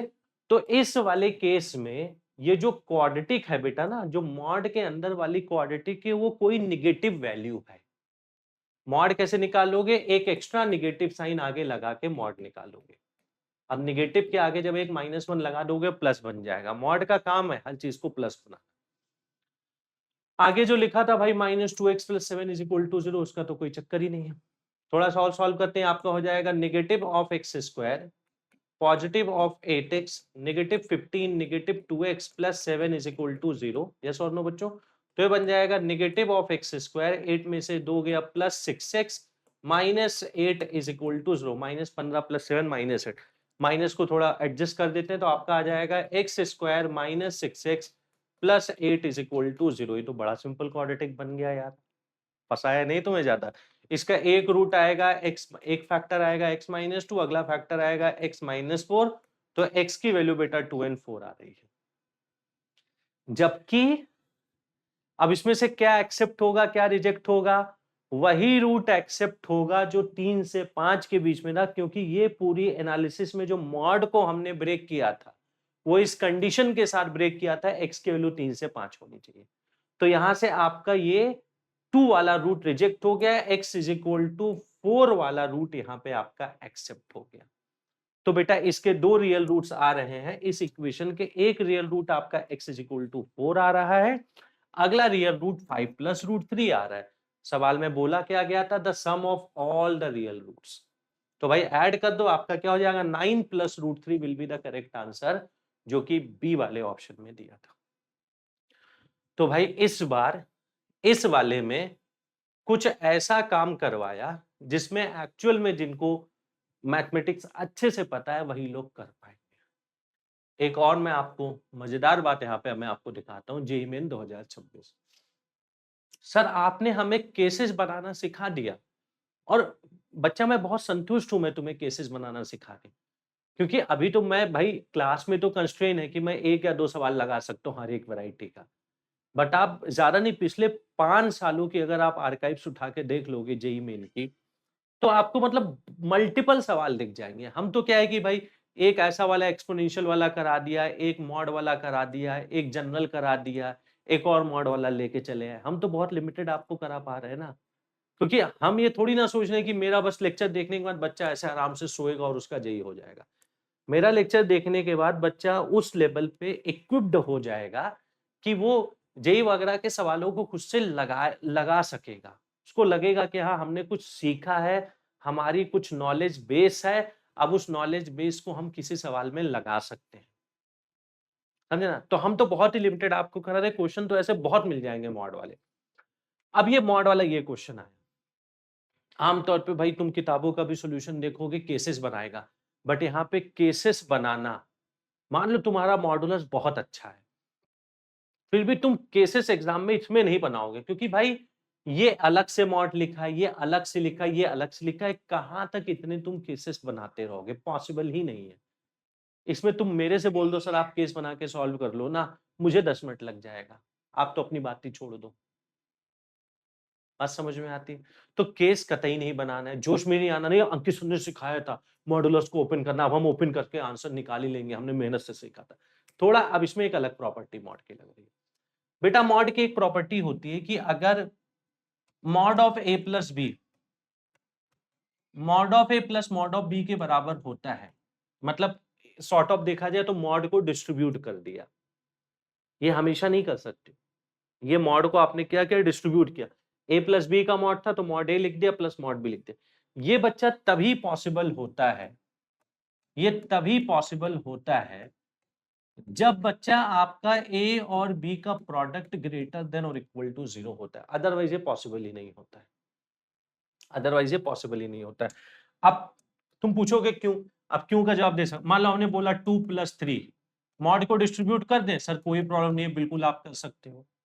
हमने बोला 2 + 0, मॉड को डिस्ट्रीब्यूट कर दे, बच्चा बोलेगा सर कोई दिक्कत नहीं, बिल्कुल डिस्ट्रीब्यूट कर दो, एलएचएस आरएचएस सभी बराबर है। हमने बोला 2 - 3, मॉड को डिस्ट्रीब्यूट कर दे, ध्यानपूर्वक, mod of 2 plus mod of -3, क्या हमने सही लिखा हुआ है? एलएचएस में मॉड ऑफ -1 + 1 लिखा है, आरएचएस में 5 लिखा है। बात समझ में आती है? अगर यहीं पे एक माइनस और होता तो हम डिस्ट्रीब्यूट कर सकते थे, अब बिल्कुल सही बात है सर। मतलब समझ में क्या आता है, मॉड को डिस्ट्रीब्यूट तुम तभी कर सकते हो जब इनका इनका जो साइन हो सेम हो, मतलब अगर ये प्लस है तो ये भी प्लस हो, या फिर अगर ये नेगेटिव है तो ये भी नेगेटिव हो, दोनों में से एक 0 हो जाए तो भी चलेगा, 0 वाले में कोई दिक्कत नहीं। अब मैथमेटिक्स में कैसे लिखते हैं, मैंने बोला दो संख्याओं का साइन सेम है, या तो दोनों पॉजिटिव है या तो दोनों नेगेटिव है, तो इसको लिखने का तरीका है कि दोनों का प्रोडक्ट हमेशा पॉजिटिव होगा, प्लस इंटू प्लस भी प्लस होता है, प्लस इंटू माइनस भी प्लस ही होता है। यहाँ पे इक्वल टू 0 हमने क्यों लिखा है, क्योंकि अगर दोनों में से एक 0 हो जाए तो भी चलेगा, जो कि हमने आपको यहाँ पे बताया। तो बेटा इस चीज को खैर कई बार मॉड की दुनिया में ट्रायंगल इनइक्वालिटी वगैरह भी बोलते हैं, बट पॉइंट है कि, और ऐसा नहीं कि सर और कितना कुछ होता है, और बेटा ज्यादा कुछ होता ही नहीं, इतना ही होता है। अब यहाँ पे उसी सवाल को बोला गया है, देख बेटा एक आपका मान लो ए के तौर पे ये लिखा था, बी के तौर पे लिखा है x² - 9, मॉड को देखो डिस्ट्रीब्यूट कर दिया गया ना, मॉड ऑफ ए यहाँ पे आ गया, और जो अगला नंबर मॉड ऑफ बी देखो यहाँ पे लिखा है, तो mod of a plus b, mod of a plus mod b के बराबर है। ये बच्चा संभव कब होता है, जब ए और बी का प्रोडक्ट ग्रेटर देन और इक्वल टू 0 हो, ये तब संभव होगा जब x into x square minus 9 will be greater than और इक्वल टू 0।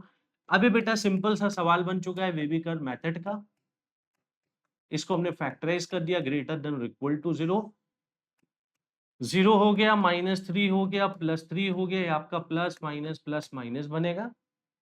x की वैल्यू क्या आएगी, x की वैल्यू आ गई -3 से लेकर के 0, यूनियन में आपका आ गया 3 से लेकर के इनफाइनाइट। अब इसका सोल्यूशन डायरेक्ट आ गया, इसमें मॉड वगैरह हमें कुछ ओपन करने की जरूरत ही नहीं थी। मॉड तुम्हारा चाहे जितना अच्छा हो, ओपन करके इसमें तुम्हारी हालत खराब ही होगी। बात समझे? तो हम तो बोले ऐसा सवाल दे, बड़ी अच्छी बात है, क्योंकि तुम्हें अगर मान लो अगर सही आइडिया नहीं क्लिक होता है तो तुम्हें ऑलरेडी पता है सर हम छोड़ के चले आएंगे। ये सबसे अच्छा सवाल है। वो घटिया सवाल होता है जिसमें सही आइडिया न क्लिक होने के साथ साथ एक गलत आइडिया भी क्लिक हो जाए। यहाँ पे सही आइडिया ये है, सही आइडिया नहीं क्लिक हुआ, तो इतना तो तुम्हारा भी कॉमन सेंस है सर, हम 6 केसेस तो नहीं बना पाएंगे, तो छोड़ के चले आओगे, 0 मार्क्स आएगा। 0 marks is not a problem. Problem क्या है कि सही आइडिया नहीं क्लिक हुआ, गलत आइडिया क्लिक हो गया, गलत आइडिया से हमने 5 मिनट बर्बाद किया, आंसर भी नहीं मैच हुआ और -1 मिला। 5 मिनट बर्बाद गया और माइनस मार्किंग अलग से मिली, उसमें दिक्कत है। तो this is not a bad problem at all, this is a good problem. सही आइडिया क्लिक होता है मार्क्स आते हैं, नहीं क्लिक होता है 0 मार्क्स आता है। 0 मार्क्स इज गुड। अब सवाल में उसी चीज को दिया है कि x की जो वैल्यू आ रही है, देखो ना हमने निकाला -3 से लेकर के 0, यूनियन में बेटा 3 से लेकर के इनफाइनाइट। तो अल्फा -3 है, बीटा 0 है, गामा 3 है, तो भाई 3 square plus 0 square plus 3 square कितना हो जाएगा, 9 + 9 आपका 18 हो जाएगा। बी वाला ऑप्शन अपना चुपचाप आ गया, आया ना? बताओ भाई। तो यहां तक एक और सवाल देखते हैं। अब यही तो सबसे बड़ी खास बात है। बच्चा उम्मीद कर रहा था आज Ankit sir alpha plus beta minus b upon a, alpha beta c upon a, alpha square plus beta square निकालो, alpha cube plus beta cube निकालो। आज अंकित सर ये पढ़ाएंगे। आज अंकित सर ये पढ़ा ही नहीं रहे हैं तुम्हें। और यकीन मान लीजिए बेटा, इस टाइप का जो सवालों की संख्या है ना, वो बाकी सवालों की संख्या से कहीं कम नहीं है, और ये मेरे हिसाब से इजी स्कोरिंग सवाल है। अब जैसे ये वाला सवाल देखते हैं, अगेन थोड़ा सा अच्छी तरीके से बनाया गया है। भाई तुमको थोड़े बहुत तुम फैक्टर्स को देखो, x square minus 4x plus 3, इसका बेटा एक फैक्टर बनेगा x माइनस 1, अगला फैक्टर बनेगा x माइनस 3। चाहो तुम आराम से स्प्लिटिंग द मिडिल टर्म करते रहना।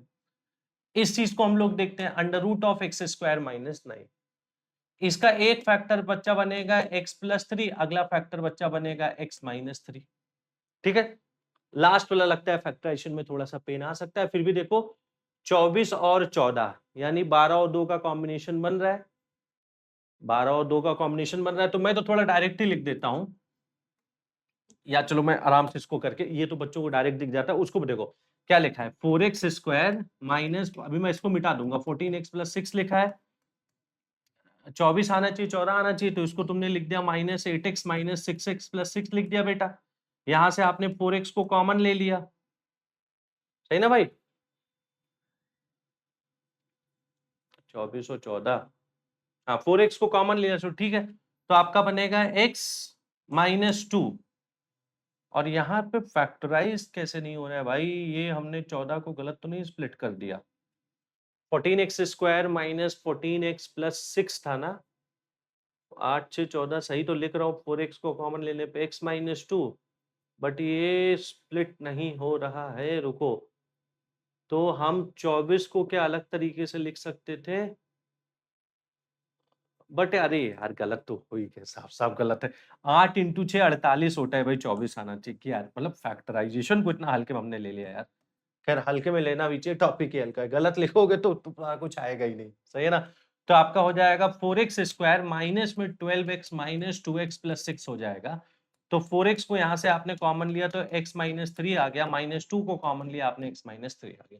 तो राइट हैंड साइड वाला जो अंडर रूट लिखा है बेटा, उसको अगर आप देखोगे तो उसका एक फैक्टर आपका बन रहा है x माइनस 3, अगला फैक्टर आपका बन रहा है 4x माइनस 2। अब बच्चा लोग थोड़ा ध्यान पूर्वक आप लोग सुनिएगा, थोड़ा सा ध्यानपूर्वक आप लोग सुनिएगा, इसके हमें नंबर ऑफ रियल सॉल्यूशंस बताने थे, ठीक है ना?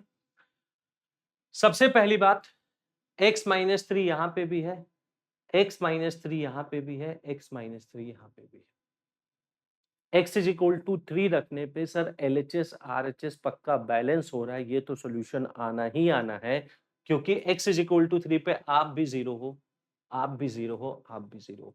तो हमने क्या बोला कि पहली बात हमने बोली x is equal to 3 is clearly a solution.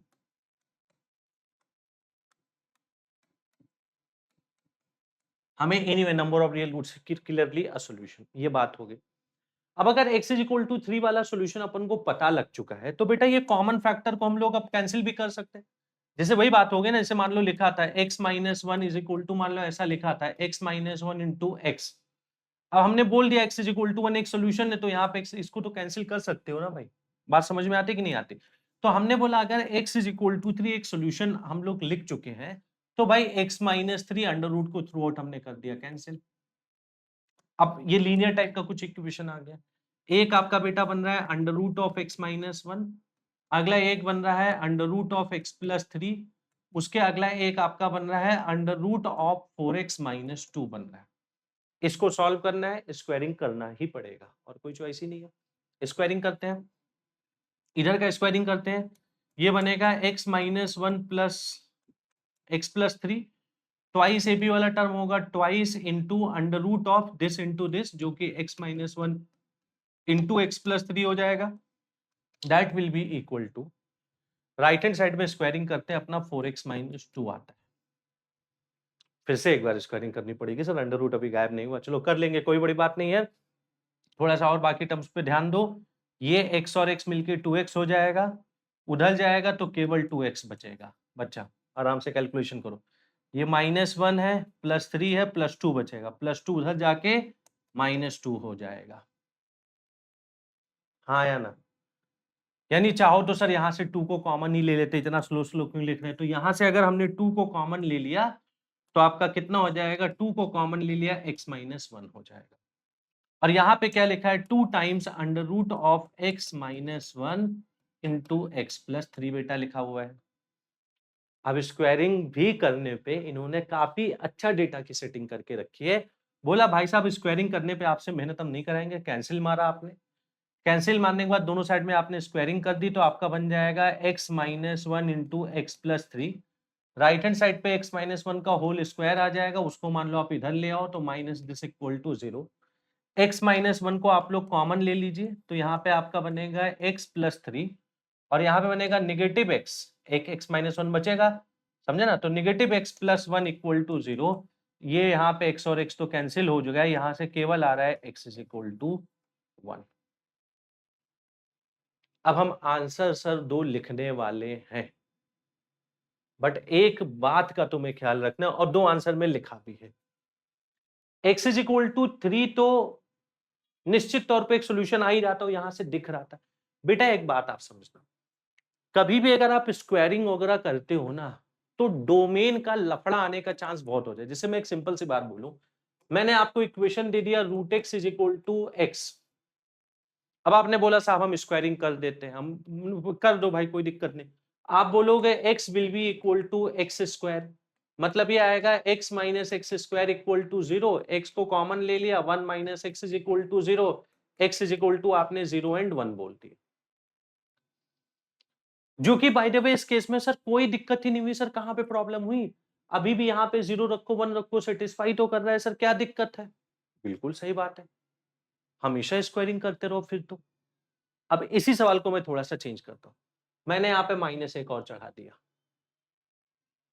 Squaring की अभी भी सेम चीज आ रही है, ये सेम है। अब बताओ इन दोनों में से कोई भी नंबर सॉल्यूशन होगा? यस, केवल एक ही नंबर सॉल्यूशन होगा, 0। अंडर रूट ऑफ 0 0 होगा, माइनस ऑफ 0 0 के बराबर होगा। 1 सॉल्यूशन नहीं होगा बेटा, आज ही की क्लास में बता चुका हूं, अंडर रूट जो होता है पॉजिटिव स्क्वायर रूट का सिंबल होता है। 1 डालने पे √1 आएगा, जो कि प्लस माइनस 1 नहीं होता, केवल +1 होता है एलएचएस में। तो 1 is not a solution, now 1 is not a solution. तो बेटा स्क्वायरिंग करने पे बेसिकली कुछ फालतू के सॉल्यूशन आने का फेयर चांस होता है, ऐसा नहीं कि हमेशा आता ही आता है। मैंने यहाँ पे 2 एग्जांपल आपको लिख के दिखाए, एक में नहीं आ रहा था, एक में आ भी रहा है। तो फालतू के सॉल्यूशन आने का फेयर चांस होता है। तो अपन का जैसे x इज इक्वल टू 1 आपने सॉल्यूशन निकाला, आपका फर्ज बनता है कि एक बार रफली 1 पे देख लो कोई चीज अनडिफाइंड तो नहीं हो रही है, इतना सा ही देखना होता है। भाई अगर 1 हमने यहाँ पे डाला तो ये पहला वाला कोई दिक्कत नहीं, अंडर रूट 0 ही हो जाएगा। बेटा देख 1 तुम यहाँ पे डालो या फिर यहाँ पे डालो, 1 डालने पे तुम्हें साफ साफ दिख रहा है बीच वाला under root undefined. Oh my god, 1 डालने पे बीच वाले अंडर रूट में क्या हो रहा है, अंडर रूट ऑफ -8 आ रहा है, जो कि रियल नंबर्स के लिए नहीं डिफाइंड है। और यहाँ पे केवल और केवल बच्चों रियल रूट्स की बात कर रहा था वो। मतलब ये जो सॉल्यूशन हमने 1 जो इतनी मशक्कत के साथ निकाला, ये सॉल्यूशन नहीं होगा। x is equal to 3 will be the only solution, therefore the solution of this problem will be just 1. The number of real root एक ही रियल रूट है which is x is equal to 3. बात समझ में आया? अच्छा, math session देख रहे हो बेटा? हमारे जमाने में ये सब नहीं था, यूट्यूब भी नहीं था। खैर, मजा आ रहा है सेशन में। देखो बेटा, हमारे जमाने में तो ये सब नहीं था, होता तो शायद मैं भी आईआईटी में होता। तो देखो मेरी जवानी में जो नहीं था वो मेरे बुढ़ापे में आ गया और तुम्हारे लिए फायदा देगा। तो इसीलिए आपको मैं कहता हूँ कि एकलव्य टेस्ट सीरीज लगाओ, उससे बहुत ज्यादा फायदा मिलेगा, समझे? और इस टेस्ट सीरीज में बहुत सारा सवाल है, वो सारा सवाल तुम लगाओगे ना, क्योंकि हमारे टाइम पे तो क्या था कि सवाल लगाते जाओ, भगवान की कृपा रही तो हो जाएगा आईआईटी, नहीं रही कृपा तो रह जाओगे। तो इसलिए अब भगवान की कृपा वाली बात नहीं है। एकलव्य टेस्ट सीरीज के ज्यादा से ज्यादा सवाल हमने देखे हैं कि जेडब्ल्यू में आते हैं। तुम लगाओ एकलव्य टेस्ट सीरीज के सवाल, बहुत फायदा होगा। ठीक है, चलते हैं, ध्यान रखना अपना सब बढ़िया से। ठीक है, चलो, राम राम। ये तो भैया केयरफुल रहना, नहीं तो मामला हो जाएगा गड़बड़। ठीक है ना, बी वाला ऑप्शन करेक्ट आता है। अगला टॉपिक बेटा आपका आता है जो बचपन से आप पढ़ते चले आ रहे हो, अभी भी सम एंड प्रोडक्ट वाला फंडा हम लोग नहीं कर रहे। पहले फैक्टर एंड रिमाइंडर थ्योरम को पढ़ लो, बहुत ही सिंपल सी बात होती है। फैक्टर थ्योरम आपका क्या बोलता है कि कोई भी पॉलिनोमियल अगर px आपका है, ठीक है ना, अगर px इज इक्वल टू 0 मान लो एक पॉलिनोमियल का इक्वेशन है, मान लो अगर इसका रूट मान लो अल्फा के बराबर है, तो फैक्टर थ्योरम ये बोलता है कि x minus alpha is a factor, ठीक है ना। तो मैंने बोला कोई पॉलिनोमियल था जिसका एक रूट 50 के बराबर था, तो उसका फैक्टर हो जाएगा x माइनस 50। बात समझे? और अच्छा मान लो मैंने बोल दिया कि मान लो इसका एक रूट माइनस बीटा था, अब बताओ ये आपको क्या बताता है? माइनस बीटा ये बताता है कि इसका एक फैक्टर होगा x plus beta, x plus beta is a factor. भाई देखो ना कि कोई पॉलिनोमियल है, मान लो जैसे पॉलिनोमियल का मान लो ये पॉलिनोमियल के दो फैक्टर थे, बाकी कुछ कुछ और मान लो लिखा था, मान लो इक्वल टू हमने 0 किया और मैंने आपसे पूछा है बताओ इसके रूट्स क्या क्या है, तो बोलोगे सर जब हम इसको 0 करेंगे तो अपन को आएगा x is equal to alpha, और जब आप इसको 0 करोगे तो आपको मिलेगा बेटा x is equal to minus beta मिलेगा,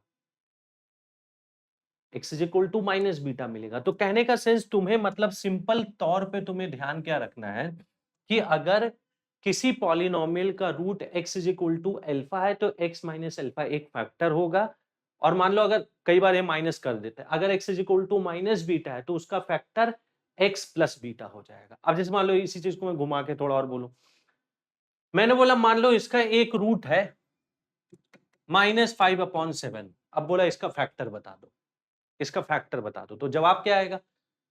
कंफ्यूजन नहीं रखना है बेटा, x इज इक्वल टू -5/7 आ रहा है, बताओ रूट, तो फैक्टर क्या हो जाएगा? फैक्टर हो जाएगा x plus 5/7 is a factor. बहुत ही बचपन की बहुत ही पुरानी सी बात है, ऐसा कोई बड़ी बात नहीं है। रिमाइंडर थ्योरम क्या होता है बेटा? देखो रिमाइंडर थ्योरम को भी आपको समझना है कि अगर कोई भी polynomial px is equal to 0 है और px इज इक्वल टू 0 को यदि आप डिवाइड कर रहे हो, if you are dividing by x minus alpha, या मान लो if you are dividing by x minus lambda, तो अगर आमतौर पे मैं आपको कुछ ना बताऊं तो आप क्या बोलोगे? सर मैं x माइनस लेमडा से पॉलिनोमियल को लॉन्ग डिवीजन लगा के डिवाइड कर लूंगा और रिमाइंडर को मैं निकाल सकता हूं। हाँ या ना? बट रिमाइंडर थ्योरम आपको क्या बताता है कि अगर इस पॉलिनोमियल को आप x माइनस लेमडा से डिवाइड करते हो then remainder will be p of lambda. p of lambda आपका डायरेक्ट आपका रिमाइंडर हो जाएगा। ये बहुत बचपन की पुरानी बात है। अब जैसे आप लोग खुद सोचिए ना, जैसे मान लो मैंने एक पॉलिनोमियल लिख दिया px इज इक्वल टू, मैंने मान लो एक 4 डिग्री का कोई पॉलिनोमियल लिख दिया -4x³ + 4x + x + 7 हमने लिख दिया। अब इसी सवाल में मान लो तुम रिमाइंडर थ्योरम भूल जाओ, मैंने बोला रिमाइंडर बता दो, reminder when px is divided by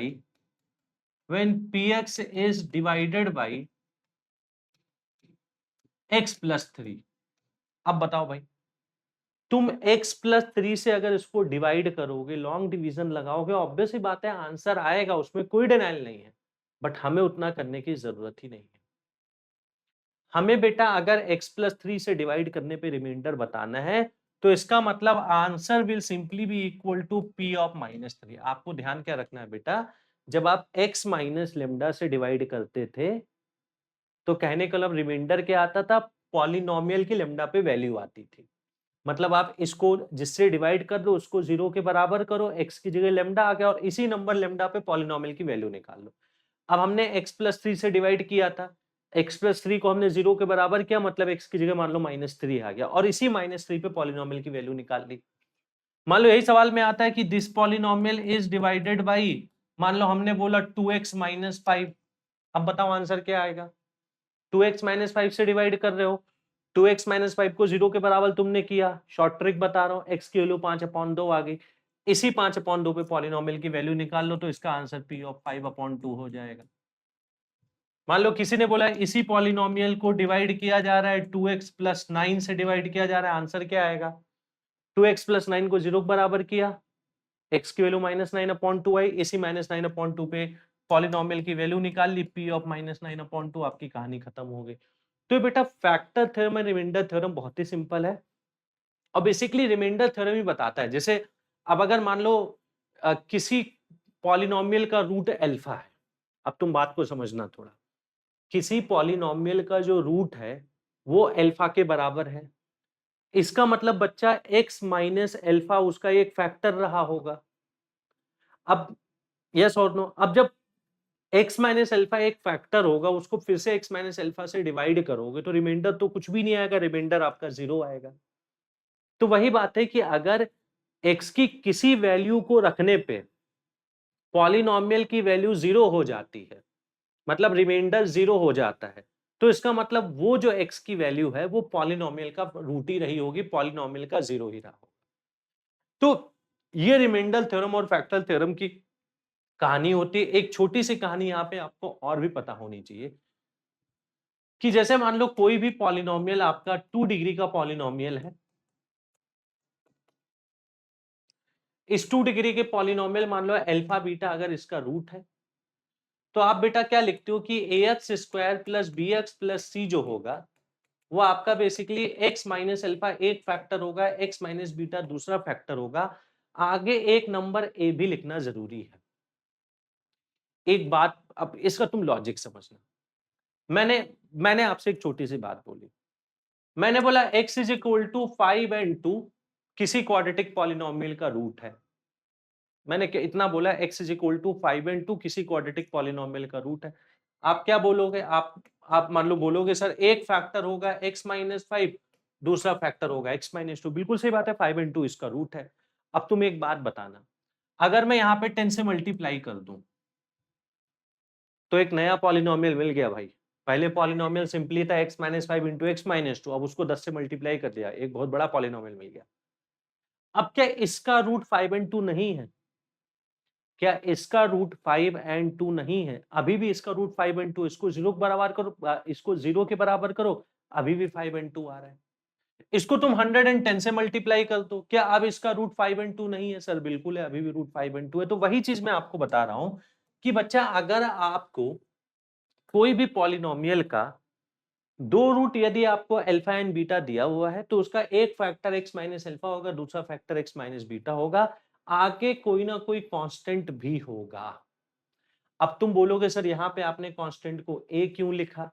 उसका लॉजिक बेटा बहुत सिंपल है। अगर हम इन दोनों को मल्टीप्लाई करते हैं तो एक्स स्क्वायर आता, यस और नो? जबकि यहाँ पे हमें साफ-साफ दिख रहा था एक्स स्क्वायर का कोएफिशिएंट a के बराबर है, तो उतना सोच के हमने एक्स स्क्वायर का कोएफिशिएंट हमने a बना लिया। केवल इतना ही सोच के। तो ये बात में बेटा आपको बिल्कुल भी देखो दिक्कत नहीं होनी चाहिए एग्जाम। यही अगर मैंने बोला एक मान लो पॉलिनोमियल इन x है, वो लेट्स से मान लो ax मान लो क्यूबिक पॉलिनोमियल है। अब जैसे मैं एक बात बोल रहा हूँ, मान लो अगर क्यूबिक पॉलिनोमियल होता, मैंने बोला let's say px is equal to आपका लिखा था ax cubed plus bx square plus cx plus d लिखा था। मैंने बोला इसका एक रूट अल्फा है, दूसरा रूट बीटा है, तीसरा रूट गामा के बराबर है, ये मैंने बोला। अब फैक्टर थ्योरम क्या बोलता है कि this px will be equal to one of the factors will be x minus alpha, the other factor will be x minus beta, the third factor will be x minus gamma. But अभी हम इसको px के बराबर नहीं लिख सकते, यहाँ पे हमें a फिर से लिखना पड़ेगा। क्यों? यहाँ x इंटू एक्स स्क्वायर आया, इसी एक्स स्क्वायर को x से मल्टीप्लाई किया, x क्यूब आ गया। अगर बेटा यहाँ पे हम a को ना लिखते तो हम ये बात बोल रहे हैं कि पॉलिनोमियल px में x क्यूब का कोएफिशिएंट 1 है। क्या जरूरी है किसी क्यूबिक पॉलिनोमियल में हमेशा एक्स क्यूब का कोएफिशिएंट 1 हो? बिल्कुल भी जरूरी नहीं। तो यहाँ पे a को लिखना जरूरी था। बच्चा जिसको बहुत समझ है वो बोल रहा है कि सर आपने एक्स क्यूब के आधार पे a को लिख दिया, आपने सर एक्स स्क्वायर का कोएफिशिएंट क्यों नहीं देखा, x का कोएफिशिएंट क्यों नहीं देखा, कांस्टेंट वाला टर्म क्यों नहीं देखा? तो बेटा उसी चीज को देखने से basically sum of the root, product of the root वगैरह का फॉर्मूला आता है जो हम आगे पढ़ने वाले हैं। तो ऐसा नहीं उसको मैं नहीं देख रहा हूँ। जैसे यहीं पे अगर यहाँ पे a आपने लिख दिया एक्स स्क्वायर का कोएफिशिएंट देख के, अब इसको तुम मल्टीप्लाई करोगे, ब्रैकेट को कोएफिशिएंट को कंपेयर मारोगे, तुम्हें alpha plus beta minus b upon a जो तुमने बचपन में पढ़ा था, और alpha into beta plus c upon a बचपन में पढ़ा था, यहीं से आ जाएगा। तो ऐसा नहीं बाकी कोएफिशिएंट को हम इग्नोर मार रहे हैं, एक्स स्क्वायर के कोएफिशिएंट को एडजस्ट करने के बाद हम बाकी सारे फॉर्मूलों को बेसिकली डिराइव कर सकते हैं। सिंपल सी बात यहाँ पे ये बनती है, ठीक है ना? चलो भाई, तो ये फैक्टर थ्योरम, रिमाइंडर थ्योरम की कहानी ऐसा नहीं कि बहुत कोई हाई फाई कहानी है। अरे सवाल कुछ, हाँ पहले ये वाला सवाल लगाते हैं। अब बोला क्या जा रहा है कि ये वाली चीज इसका फैक्टर है, तो एक ऐसा क्वाड्रेटिक बता दो जिसका रूट ए एन बी हो। अब बेटा बात बहुत ही सिंपल है, ये बेटा आपका क्या लिखा है, x square minus 3x plus 2 लिखा है। इसका एक फैक्टर बनेगा x माइनस 1, अगला फैक्टर बनेगा x माइनस 2। मतलब अगर ये वाली जो चीज है इस 4 डिग्री बाई क्वाड्रेटिक का अगर एक फैक्टर है, तो इसका सिंपल सा मतलब क्या हो गया, इसका सिंपल सा मतलब ये हो गया बेटा कि ये वाला जो इक्वेशन है इसका एक रूट है 1, अगला रूट है 2। यस और नो? तो हमने सिंपल क्या किया, मैंने बोला x is equal to 1 and 2 are roots. अगर ये रूट्स है तो इसका मतलब 1 रखने पे 0 होगा। यहाँ पर हमने 1 डाला तो 1 minus a plus b is equal to 0, मतलब a माइनस बी की वैल्यू 1 होनी चाहिए। पहली बात आ गई। 2 भी इसका एक रूट होगा। बच्चा यहाँ पे आपने 2 को रख दिया तो 2 की पावर 4 आपका 16 आ गया, minus 4a plus b is equal to 0। Yes और नो? तो यहां से आपको कितना आ रहा है, यहां से आपको आ रहा है 4a, इसके लेके जाते हैं 4a माइनस बी जो होना चाहिए वो 16 के बराबर होना चाहिए। अब इन दोनों जगह से बेटा a और b को सॉल्व कर लेते हैं, ठीक है? इन दोनों जगह से अपन a और b को सॉल्व कर लेते हैं। कैसे सॉल्व कर ले, एक बार मान लो हम दोनों को घटा दें। अगर हम दोनों को घटाएंगे तो a में से 4a जाएगा, a में से 4a जाएगा, माइनस 3a बनेगा, minus b plus 4b, sorry minus b plus b हो जाएगा 0, 1 में से 16 जाएगा, माइनस ऑफ 15 बनेगा। तो a की वैल्यू कितनी आ रही है, 3 आ रही है। यदि बेटा a यहाँ पे 3 रखोगे तो b कितना होना चाहिए, b बेसिकली 2 के बराबर होना चाहिए। बट कुछ गड़बड़ लिखा है हमें लग रहा है यार, a की जगह 3 रखा, इसका एक रूट 1 था ना, तो 1 minus a plus b equal to 0।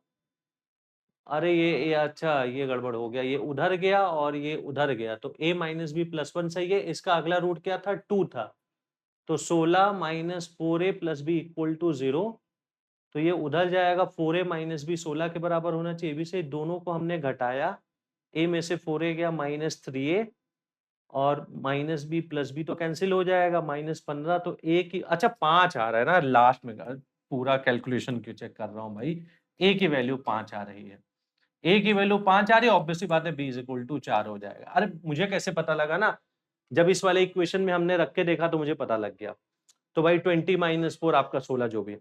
अब ऐसा क्वाड्रेटिक बना दो जिसका रूट a एंड b है, जिसका रूट 4 एंड 5 है। तो भाई ऐसा क्वाड्रेटिक कौन सा होगा? हालांकि क्वाड्रेटिक बनाना अगली लेक्चर में आपको सिखाने वाला हूं। तो वो क्वाड्रेटिक का एक फैक्टर होगा x माइनस 4, अगला फैक्टर होगा x माइनस 5 इक्वल टू 0। यही क्वाड्रेटिक इक्वेशन होगा। इक्वेशन की बात की जा रही है ना, अब यहाँ पे 100 लिख दो तो भी क्या फर्क पड़ता है यार।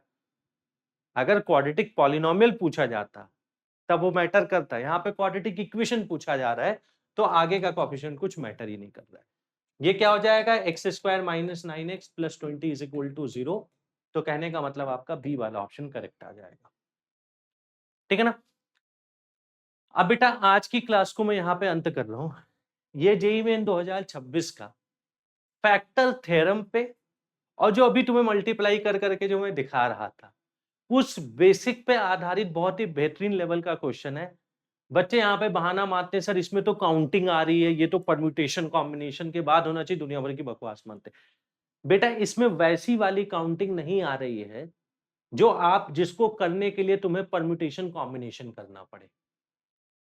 बात समझ में आती? तो मैं चाहता हूं बच्चा, भाई ऑब्वियस सी बात है इस प्रॉब्लम का सॉल्यूशन तुम्हें इंटरनेट पे हर जगह तुम्हें बड़ी आसानी से मिल जाएगा, बट मैं ये चाहता हूं कि जो मेरी क्लास का बच्चा है वो इस सवाल को खुद से अटेम्प्ट करेगा, अपना आंसर वो कमेंट में लिखेगा कि सर मेरा आंसर ये, यदि तुमने जेन्युइन तरीके से किया, यदि तुमने कहीं से चीटिंग की तो मत लिखना कमेंट में ऐसा कुछ भी। तो मेरी क्लास का बच्चा खुद से आपको करेगा और अगले वाले क्लास की शुरुआत यहीं से हम लोग करने वाले हैं। तो ये एक छोटा सा सवाल जेईई मेन 2026 का नजराना मैं आपके लिए पेश कर रहा हूं और ये नजराना बहुत सारे बच्चे लोग नहीं कर पाए थे क्योंकि भाई उनको तो alpha plus beta, alpha into beta पे ही सवाल उम्मीद कर रहे थे, उस पर सवाल आया नहीं। फिर खैर आज की क्लास में बेटा हम लोगों ने जो है चीजों को, जो ऐसी बेसिक चीजों को किया जहां से क्वेश्चन आते हैं बट जिनको बच्चा आमतौर पर इग्नोर करता है। अगली वाली क्लास में ऑब्वियस सी बात है इसमें जो relation between roots and coefficient है, sum of the root, product of the root etcetera, उन सारी चीजों को करने वाले हैं। बट आज की क्लास में बेटा ऑल इन ऑल आपको पता क्या होना चाहिए कि भाई क्वाड्रेटिक में जो सबसे सिंपलेस्ट लेवल की जो बात होती है बेटा वो होती है कि अगर ax square plus b x plus c is equal to 0 एक क्वाड्रेटिक है, इसका रूट अल्फा एंड बीटा होता है, तो अल्फा एंड बीटा को निकालने के लिए हम स्प्लिटिंग द मिडल टर्म वाला कंसेप्ट लगा दें तो भी अपना चलेगा।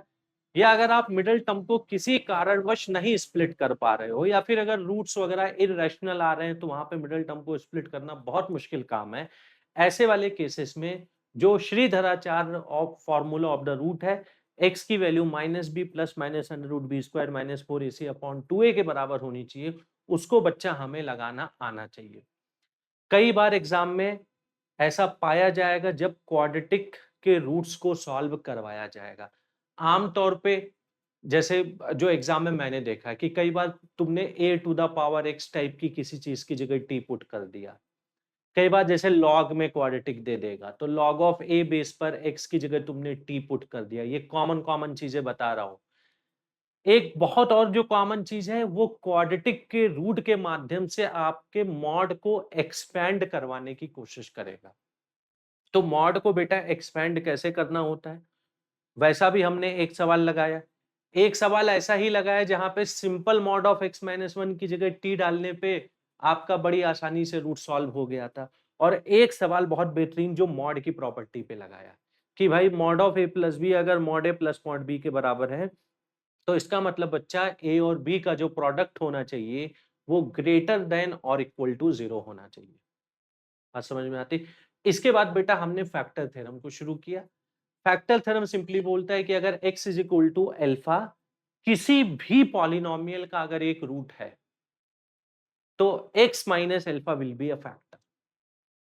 रिमाइंडर थ्योरम क्या बोलता है कि अगर x is equal to alpha से आपने किसी पॉलिनोमियल को डिवाइड किया है और आप रिमाइंडर की तलाश में हो, तो remainder will be equal to the p of alpha, अगर हम पॉलिनोमियल को पी ऑफ एक्स बोलते हैं। और इसी पे एक छोटा सा सवाल मैंने आपको होमवर्क के तौर पे भी दिया है, ठीक है? अगली क्लास में जब मुलाकात होगी तो मैं आप लोगों के कमेंट्स को भी मैं पढ़ूंगा, कितने बच्चों ने वो जेईई मेन 2026 का खूबसूरत सा नजराना सॉल्व किया है। और बाकी इतनी सारी चीज को सबको रिवाइज करके आना है। चैनल पे सब लोग सब्सक्राइब रहना, क्योंकि पीवाईक्यूज वगैरह के भी थोड़े बहुत सेशंस मैं लाने की प्लानिंग कर रहा हूँ। हालांकि शेड्यूल बहुत ज्यादा बिजी चल रहा है, फिर भी इसमें से देखते हैं कि कितना टाइम मैं निकाल सकता हूँ। तो मतलब आप ऐसा नहीं कि सर आज के 1 महीने बाद की प्लानिंग बता दो, क्योंकि हर वीक की बेटा कुछ ना कुछ डायनामिक प्लानिंग होती है। उस डायनामिक प्लानिंग के तहत मैं कुछ-कुछ चीज़ें मैं करता रहता हूँ। कुछ एक्स्ट्रा भी बच्चों के लिए करता रहता हूँ। तो जो एक्स्ट्रा करूँगा वो पक्का मिस हो जाएगा।